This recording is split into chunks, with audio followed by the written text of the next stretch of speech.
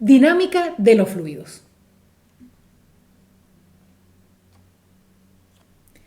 ¿Cuáles son los objetivos de aprendizaje? Bueno, cuando finalicemos este tema, serás capaz de reconocer las diferencias entre flujo laminar y flujo turbulento, enunciar y aplicar la ecuación de continuidad para relacionar el área y la velocidad de flujo en ductos, enunciar el principio de Bernoulli e identificar su comportamiento en relación a las variables que lo definen, identificar el significado de las pérdidas de carga por fricción y los factores que la afectan en el flujo del aire por tuberías. Empecemos hablando de dinámica de los fluidos. ¿Qué es la dinámica de los fluidos? La dinámica de los fluidos estudia el comportamiento de los fluidos líquidos y gases cuando están en movimiento. A diferencia de la estática, aquí se consideran las variables como velocidad, aceleración y las fuerzas que causan o modifican el flujo, incluyendo la presión. Recordemos que la presión no es una fuerza, pero se puede expresar en función de la fuerza por unidad de área, ¿sí? La gravedad y, muy importante en fluidos reales, la viscosidad. Hablemos de los regímenes de flujo. Laminar y turbulento. Existe también el flujo de transición, pero como el nombre lo dice, es el flujo un flujo muy particular que podemos apreciar entre laminar y turbulento, y que para el caso de ductos circulares ha sido bastante caracterizado. Sin embargo, normalmente las ecuaciones que se establecen para flujo turbulento contienen esa zona de transición. Entonces, suele agruparse en laminar y turbulento y se obvia la parte de transición porque se incluye dentro del flujo, las correlaciones incluyen o evalúan la condición, por ejemplo, factor de fricción para el flujo de transición con las correlaciones para flujo turbulento, ¿okay? Es decir, abarcan esas dos zonas. ¿Qué es el número de Reynolds? Miren, el número de Reynolds lo vemos hasta en la sopa en muchas de las ingenierías. Y sí, es que el número de Reynolds es un número adimensional que está asociado con movimiento, con flujo, ¿ok? Y que lo que hace es comparar los efectos inerciales versus los efectos viscosos. ¿Qué pesa con respecto a quién? ¿Okay? Entonces, matemáticamente se define como la densidad por la velocidad por una longitud característica entre la viscosidad y la viscosidad dinámica, ¿no? Y cuando hablamos de longitud característica, pues depende de sobre qué o dentro de qué se esté moviendo el fluido. Entonces, por ejemplo, en el caso de ductos circulares, la longitud característica es el diámetro, ¿ok?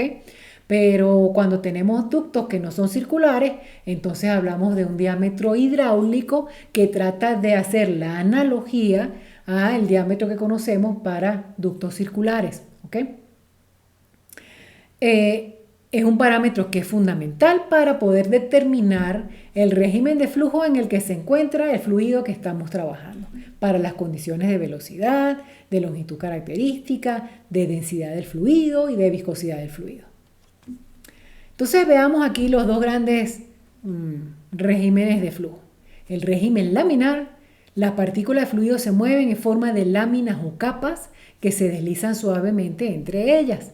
Este tipo de flujo se aprecia en fluidos viscosos o con bajos efectos inerciales, bajos números de Reynolds, y ocurre típicamente a bajas velocidades o con fluidos de alta viscosidad. Mientras que el régimen turbulento, las partículas de fluido se mueven en forma de remolinos irregulares que intercambian momento. Esos remolinos cambian constantemente de tamaño y son básicamente los responsables de las irreversibilidades y pérdidas de energía. Usualmente tiene lugar en elevadas velocidades y bajas viscosidades de fluido. Entonces, sí, como el diagrama lo estamos viendo. Láminas para el régimen laminar. Turbulento, remolinos. ¿Y cuál es la importancia de los regímenes de flujo en molinería? En la gran mayoría de las aplicaciones de flujo de aire en ductos dentro de una planta de molinería, transporte neumático y aspiración, las velocidades que están involucradas y las propiedades del aire hacen que el flujo sea altamente turbulento.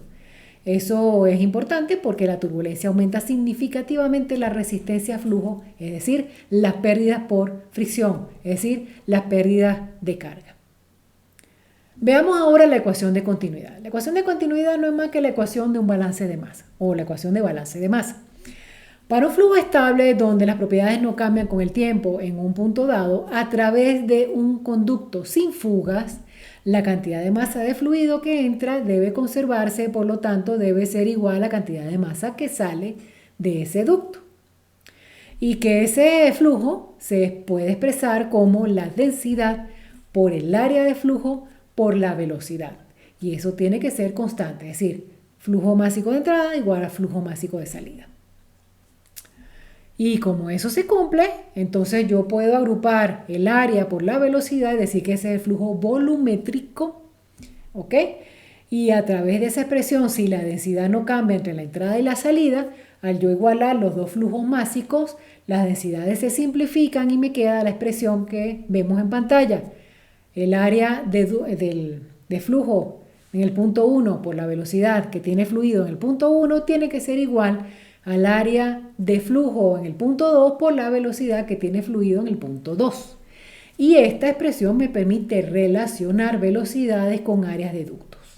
¿Okay? Entonces, si por ejemplo en el ducto 1 el área 1 es mayor que el área 2, ¿ok? Es decir, empiezo con un ducto de área más grande y después lo voy reduciendo para que se pueda cumplir esa igualdad.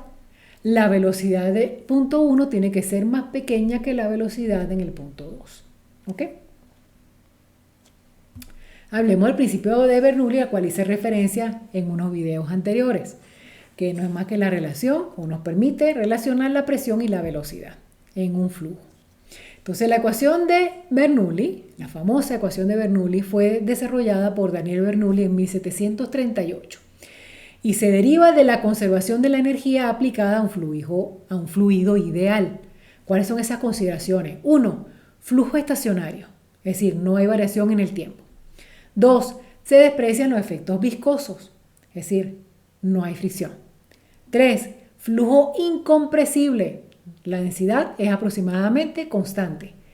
Y se define con ello entonces una línea de corriente tal que la energía cinética, ¿verdad?, dividida o manipulando matemáticamente la ecuación de energía cinética más la energía potencial más la energía que tiene que ver con presión tiene que ser igual a una constante.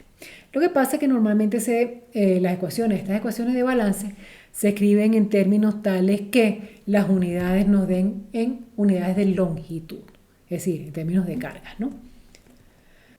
¿Y cuáles son esas aplicaciones de la ecuación de Bernoulli en molinería?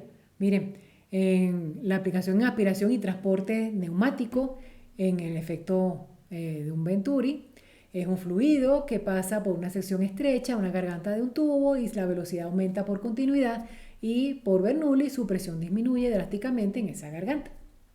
En los sistemas de aspiración, como las campanas o las boquillas, en los transportes neumáticos por vacío, ¿verdad?, donde tenemos una presión negativa. También en los ventiladores, donde estos dispositivos añaden energía al flujo de aire, ¿ok? Pero ojito aquí, cuando aplicamos Bernoulli para estos casos, tiene que ser sin considerar el ventilador. Es decir, en el volumen de control, el ventilador no está. O es antes o es después, ¿ok? Porque Bernoulli considera, recordemos que no considera equipos que suministran o quitan energía, ¿ok? Muy bien. Pérdida de carga por fricción en tuberías. ¿Qué es la fricción? La fricción representa la pérdida de energía por la resistencia que ofrece el fluido a fluir a través del ducto, debido a las paredes del mismo. Esta pérdida de energía se manifiesta como una caída gradual de la presión a lo largo del conducto. A esta caída de presión se le denomina pérdida de carga. ¿Y qué origina el aumento de pérdida de carga? O sea, ¿qué lo causa? Cuando ampliamos o aumentamos la longitud del ducto, cuando aumentamos la velocidad del ducto, cuando disminuimos la longitud característica o el diámetro del ducto, mientras mayor sea la rugosidad del conducto, o la presencia de accesorios que nos permiten regular el flujo o desviar una corriente o desviarla, o sea, o dividirla o mezclarla, ¿ok? Como el caso de las T, o cuando veíamos el flujo, codos de 45, codos de 90 grados.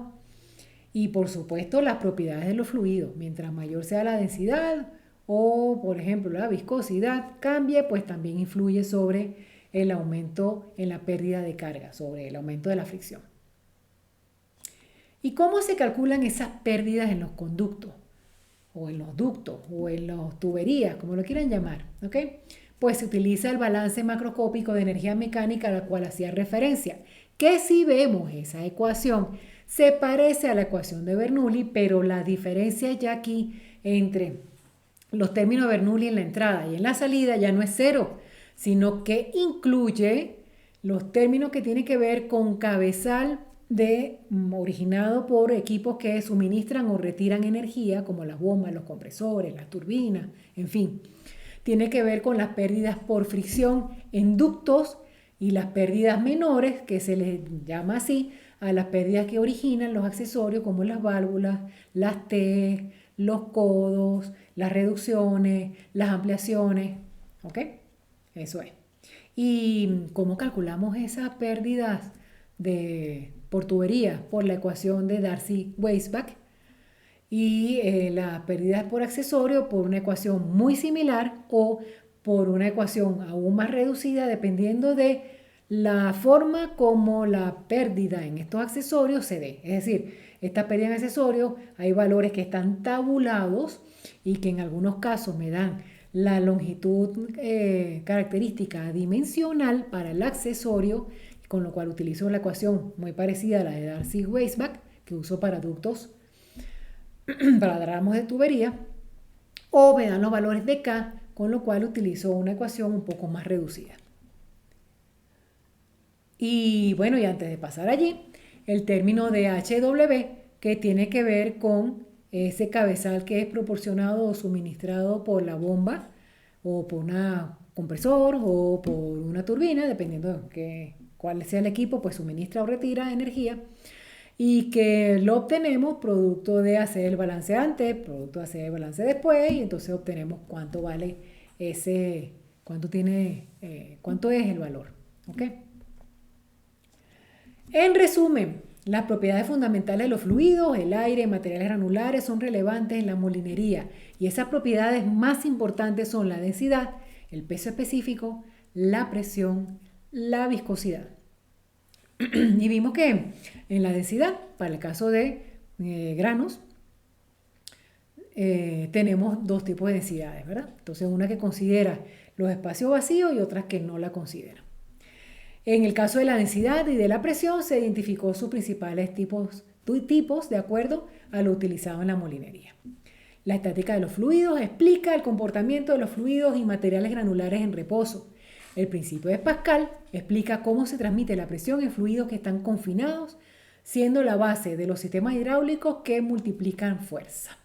Mientras que la presión hidrostática describe cómo aumenta la presión con la profundidad debido al peso del fluido, sin olvidar que en esta última aplicada a la molinería, la fricción juega un papel importantísimo cuando estamos hablando de los sólidos sobre las paredes y por las propiedades granulares, ¿no?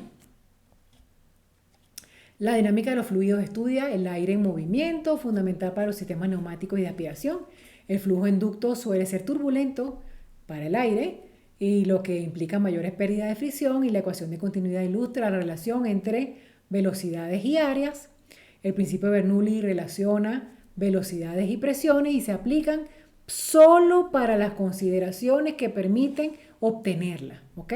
Entonces, cuando hay equipos que suministran o retiran energía, no podemos aplicarla. Cuando tenemos fricción, no podemos aplicarla. Y para el caso, por supuesto, que necesitemos evaluar donde hay fricción o donde hay equipos de este tipo, pues utilizamos el balance macroscópico de energía mecánica. A continuación, algunas referencias bibliográficas que pueden ser consultadas si desean amplificar o ampliar un poco más la información que he compartido con ustedes en esta unidad. Bien. Con esta unidad finalizamos el curso que hemos propuesto de tópicos de física para la molinería. Aquí hemos visto cómo aplicamos todo lo que son las bases de física para poder explicar los fenómenos que muchas veces apreciamos en la molinería, y no solamente los podemos explicar, es que los podemos cuantificar tal como hemos visto en cada una de estas unidades. Espero que les haya sido de provecho este curso y por supuesto estoy a la completa disposición para cualquier consulta sobre los diferentes temas que hemos tocado en este módulo. Nos vemos pronto.